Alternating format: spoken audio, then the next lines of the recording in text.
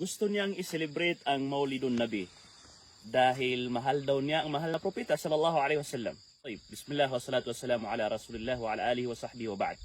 Ang pagmamahal sa mahal na propeta sallallahu alaihi wasallam ay isang uri ng pagsamba para kay Allah subhanahu wa ta'ala, kung saan ginagantimpalaan ka ng Allah subhanahu wa ta'ala. Pero tatandaan mo, ang lahat ng uri ng pagsamba para kay Allah ay nagawa na ng mahal na propeta sallallahu alaihi wasallam at nagawa na ng mga sahaba. At ang pagsambang hindi nila ginawa ay hindi mo dapat gawin dahil ito ay magiging kasama sa mga bid'ah. Idinagdag sa ating relihiyong Islam na kung saan wa kullu bid'atin dalalah. Lahat ng bid'ah ay kaligawan. Toy. Ang mahal na propeta sallallahu alaihi wasallam, sino yung mas nagmamahal sa kanya? Ang mga asawa niya, ang mga anak niya, at ang mga sahaba ridwanullahi alaihim. Dahil kung sasabihin mong mas mahal mo ang mahal na propeta sallallahu alaihi wasallam kaysa sa pagmamahal ng kanyang mga asawa at pagmamahal ng mga anak niya at pagmamahal ng mga sahaba, hindi ako maniniwala sa iyo. Nag-celebrate ba ng Maulidun Nabi ang mga asawa ng mahal na propeta? Wala. Nag-celebrate ba ang mga anak ng mahal na propeta sallallahu alaihi wasallam? Wala. Nag-celebrate ba ang mga sahaba? May isa bang sahabi na nag-celebrate ng Maulidun Nabi sallallahu alaihi wasallam? Wala.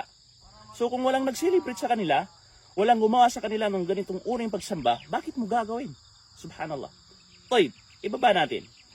Sa kapanahunan ng mga imam, panahon ni Imam Abu Hanifa, panahon ni Imam Malik, panahon ni Imam Shafi'i, panahon ni Imam Ahmad, rahmatullahi alaihim. Sino sa mga apat na imam na ito ang pinahintulutan o di kaya ay isinagawa ang Maulidun Nabi? Wala ni isa sa kanila. Taib, kung wala ni isa sa kanila ang sumagawa nito o di kaya pinahintulot ito, sino ka para gawin ang ganitong uring pagsamba? Subhanallah. Kaya dapat mong pangalagaan ang iyong relihiyong Islam, lalo na ang iyong mga pagsamba para kay Allah subhanahu wa ta'ala, at dapat mong iwasan ang mga ganitong bagay dahil ito ay isang malaking bid'ah na kung saan ang unang sumagawa nito ay ang mga Fatimiyah na sila ay kasama sa grupo ng mga Shia doon sa Misir. Kaya kung gusto mong gawin ang bagay na ito, kasama ka sa mga taong ito. At kung gusto mo namang mahalin ang mahal na propeta sallallahu alaihi wasallam na naaayon sa hadith at sa Quran, fattabi'uni yuhibbukumullah.